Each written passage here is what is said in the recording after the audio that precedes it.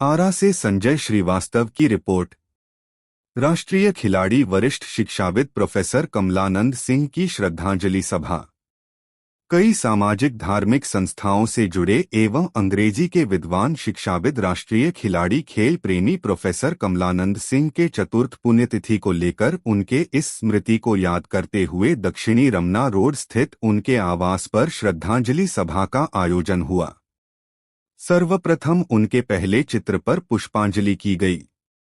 श्रद्धांजलि देने वालों में भोजपुर की पूर्व DM Safina N, red cross की सचिव डॉ विभा कुमारी। जानते हैं कि सर हम लोगों के वाइस प्रेसिडेंट रह चुके हैं और आजीवन हमारे वाइस पैट्रन मेंबर भी थे।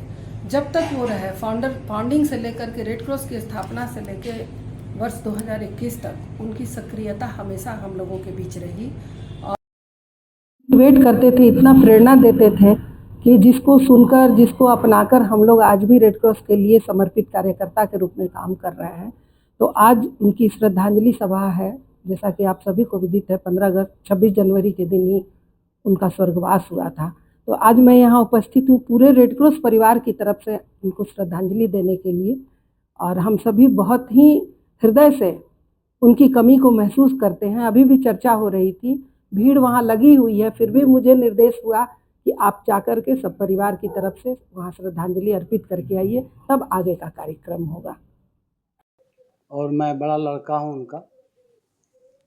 मेरे पिताजी का व्यक्तित्व बहुआयामी प्रतिभा के वो धनी थे। किसी भी क्षेत्र में लें, वो शिक्षा के क्षेत्र में, सामाजिक क्षेत्र में, सांस्कृतिक क्षेत्र में, और जहाँ भी उनको हम लोगों ने आरा की धरती पर मैंने जब से होश संभाला है, तब से उनकी छवि जो है एक प्रतिष्ठित शिक्षाविद और समाजसेवी की छवि रही है उनके जो समाज सेवा के लिए जो कार्य था वह आरा के लिए एक मिसाल है। जैसे हम कह सकते हैं कि ये रेड क्रॉस सोसाइटी है, उसके वे आजीवन उपाध्यक्ष रहे और उन्होंने रेड क्रॉस सोसाइटी को एक नीचे स्तर से लेकर आज जिस मुकाम पर पहुंचा दिया है, वह आरा के लिए एक मिसाल है। मुझे याद है उन्होंने मुझे भी, मैं भी कॉलेज में प्रोफेसर हूँ, मुझे भी उन्होंने प्रेरित किया कि बेटा रेड क्रॉस सोसाइटी के लिए एक अलमीरा का माने दो तुम। तो मैं सहर्ष स्वीकार किया पिताजी के बातों का। और जब मैं रेड क्रॉस सोसाइटी गया तो ये इस तरह के कई कार्य किए वहाँ, जैसे आँख बनवाना, हर एक साल जाड़ा के समय में कंबल बंटवाना रोज, हर एक साल और ओपीडी चलता था।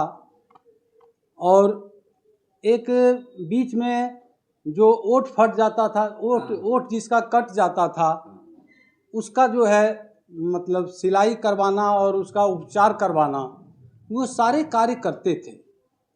और शिक्षा के क्षेत्र में भी तो उनका नाम था ही। यहाँ से रिटायर किए मगध यूनिवर्सिटी से, जैन कॉलेज पीजी डिपार्टमेंट से पीजी। और मैं उनका सबसे छोटा पुत्र हूँ और मैं तो यही कहूँगा कि मेरा जीवन का ये सबसे बड़ा सौभाग्य है कि पुत्र के रूप में, पिता के रूप में मैं उनको देखता हूँ और पुत्र के रूप में मेरा जन्म हुआ है।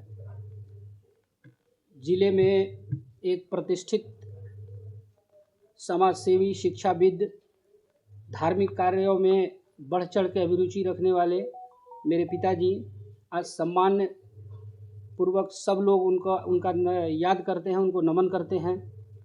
उनकी बनाई हुई मानस मंदिर जिसके वो सचिव रहे और 14 वर्षों तक उन्होंने बिना अन्न जल ग्रहण किए हुए भिक्षा के रूप में सबके घर जाके 3 आदमी से स्वीकृति लेने के बाद ही वो घर में आके खाना खाते थे। ये 14 वर्ष तक उनका प्रण चला और उसके बाद ये आप रमना में मानस मंदिर सब कोई देख ही रहे हैं। तमाम चीज़ें हैं। और एक चीज़ है कि चर्चा हो रही थी, बहुत जगह शहर में भी हो रही है कि उनके जो चेहरे पे कभी वो सीरियस नजर नहीं। ना, कभी नहीं। घर में भी वो इतना सरल भाव से आते थे। अक्सर वो सामाजिक कार्यों में रहते थे तो रात में 10 बजे 11 बजे घर पहुंचते थे और वो जानते थे कि माँ गुस्साएगी या और लोग गुस्साएगा, तो मतलब घर में हंसते हुए उधर से आएंगे और सबके साथ मतलब इतना हंसते हुए आएंगे कि कोई गुस्सा भी रहेगा भीतर से कि इतना लेट आप बिना खाए क्यों रह गए। सफीना एन जो पूर्व डीएम थी वो भी आज जी ऑनलाइन उनको श्रद्धांजलि दी है, क्या कहेंगे? नहीं, बहुत सौभाग्य की बात है हम लोग के लिए। पिताजी से उनका एक सहृदय प्रेम है जिसको उन्होंने निरंतर दिखाया है। घर पे कार्यक्रम रखा था जिसमें कि भोजपुर की भूतपूर्व डीएम थी एन सफीना, उन्होंने वीडियो कॉल पे श्रद्धांजलि दी। और फिर वीर कुंवर विभा कुमारी भी आई थी, रेड क्रॉस की क्या थी, सचिव थी। और वीर कुंवर सिंह स्टेडियम में अभी कार्यक्रम हो रहा है और फिर अब हम लोग जाएंगे वहाँ पे। कोई ऐसा चीज़ जो तुमको याद हो?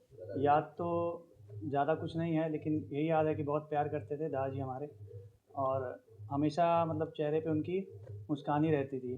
तो कभी मतलब ऐसा नहीं था कि वो डांटे हो हमें, ऐसा याद ही नहीं है। हम लोग 4 यहाँ पे रहते हैं, पोता पोती उनके, और 3 पटना में हमारे दीदी और भैया लोग हैं। तो सब यही बोलते हैं जो भी आते हैं यहाँ पे।